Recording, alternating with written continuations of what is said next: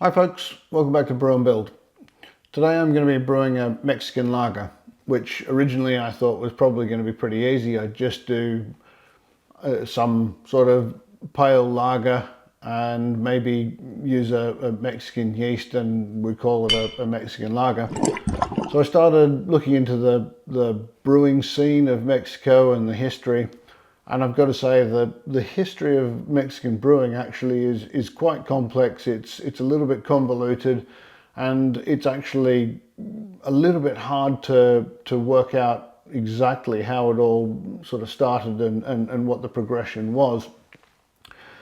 Essentially, the European settlers came over and introduced beer as we currently know it. They didn't have refrigeration at the time, so they weren't able to make lagers originally. So they were predominantly just making ales. They were also importing a lot of beer, I believe, from Europe at the time. Now, when I started reading, the information on the internet seems to be that Vienna lagers were probably the original style of lager for Mexico. The more I looked into it, the more it probably isn't actually true. It probably is more a case of the original lager was a pale lager. Now, the early brewing by the Europeans was done with European malts. It was done with American US malts, but it was largely done with European hops.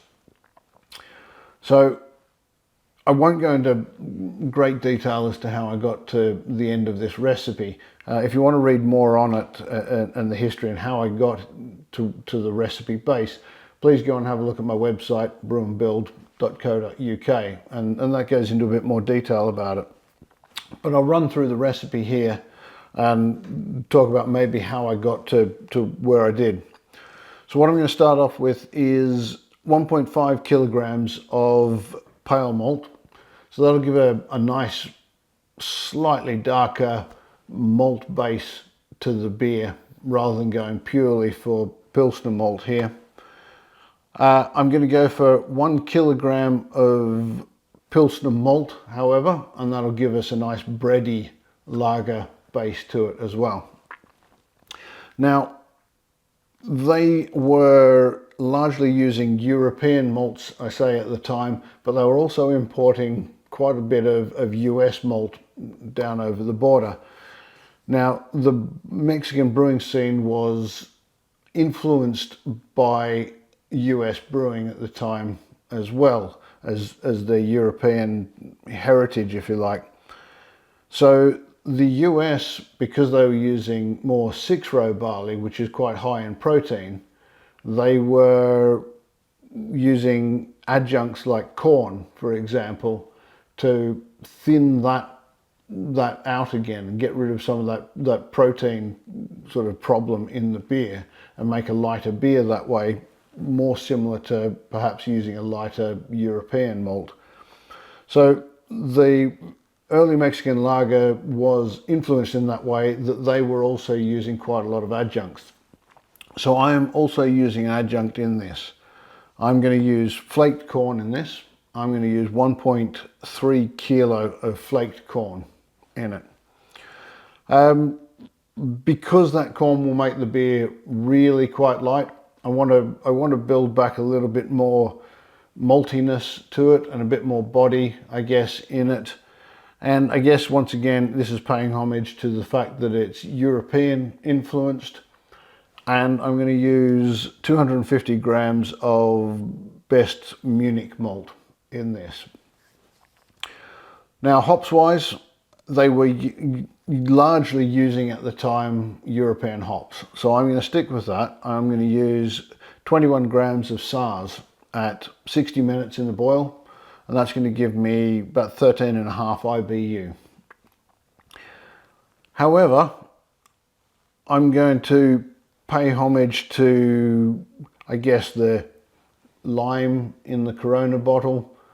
habit, tradition, and I'm going to put in 25 grams of Motueka into the whirlpool, and that's going to give, it should give a bit of a lime note to the end of it, but not actually be lime-like, which you get in obviously putting a slice of lime in. And that, I think that reflects the fact that Mexican brewing is not just stuck in the past. They are actually, I mean, they're quite innovative in their modern beers, and they are certainly using New World hops at the moment. We should get a total of about 19 IBU out of all of that. The final piece of the puzzle there is the yeast. I'm going to use Modelo's yeast, so it is I guess the most Mexican strain of lager yeast, really. And I'm going to use White Labs Mexican lager yeast. That's WLP 940. As far as water profile goes, I'm going to go for a yellow balanced profile. Keep it simple. There's no real water additions getting in the way of this. So with all of that said, let's go and have a look at the brew and get started brewing.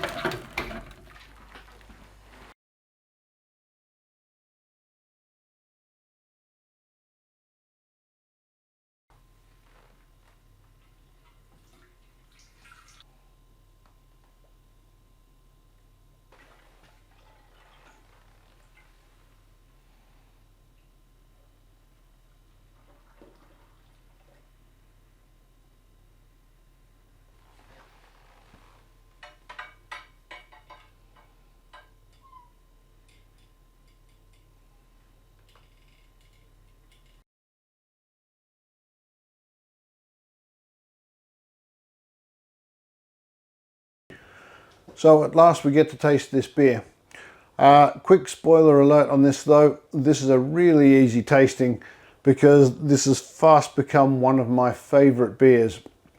What started as a bit of a project just to dig a bit deeper into Mexican brewing and see what it was that made it different and unique, I've ended up putting a recipe of ingredients together that's really quite unique to anything I guess I've brewed before, and it's worked stunningly well. Before I talk any more about it, let's get it open and just see what it looks like.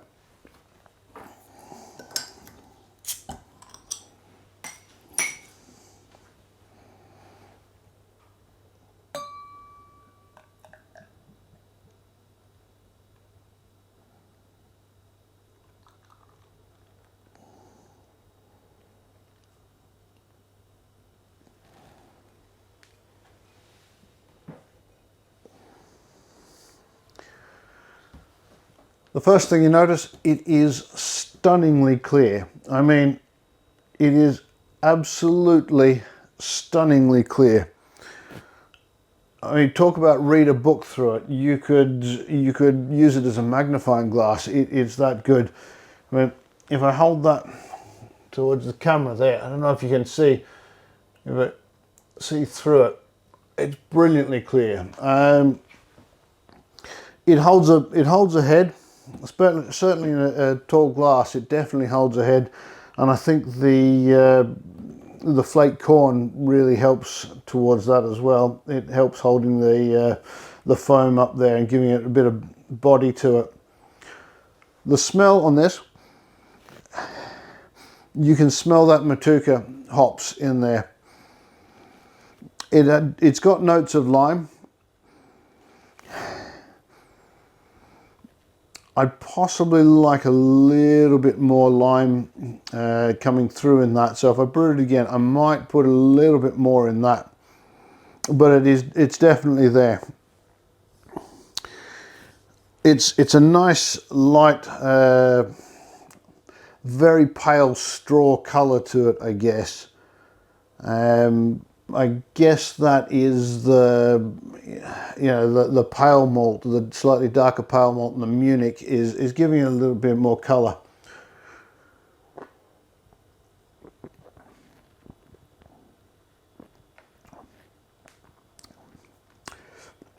First thing that comes through is the Motueka hops. You get that as soon as you drink it. Just a light citrus note to it. Slightly lime note to it. Then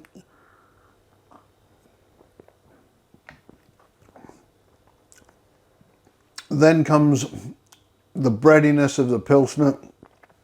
You get a little bit of malt coming through from the pale malt, and I guess probably the Munich is giving a certain degree of maltiness to it as well. There's a nice bitterness there, as you'd expect from Saaz. It's a bit of backbone, and it finishes nicely bitter as well, as you'd want a nice cold pale lager like that. But you're left with that citrusy lime flavour to it. Now, as far as the yeast goes, this is just stunningly clean. I mean, the yeast doesn't get in the way of this at all. I don't know whether I could say I can taste the yeast in it. I'm sure there's a taste to it, as there is with any yeast that produces beer, but it is clean. Leaves your mouth completely and utterly clean after swallowing it.